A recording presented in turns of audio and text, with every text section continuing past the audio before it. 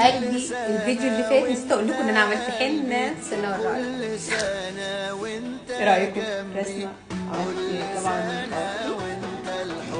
عملت كل حاجه يعني زي كل البنات يعني، ماسك وتنظيف وحاجات بقى كده ومفروض تمام. والفيديو اللي فات نسيت اقول لكم كل سنه وانتم طيبين يا حبايبي، عيد مبارك علينا كلكم وعلينا وعليكم يا رب. وطبعا اخواتي اللي مغتربين كل سنه وانتم طيبين، عيدكم مبارك، عايزاكم تفرحوا كده وتنبسطوا وتعيدوا كده وعيد سعيد عليكم يا رب. تعالوا شوفوا بقى ايه بعد ما خلصت بقى ترويق وتنظيف والحاجات دي كلها. تعالوا شوفوا بقى جهزت بقى الكحك والبسكوت، حبيت اشارككم معايا بقى ايه اللحظه.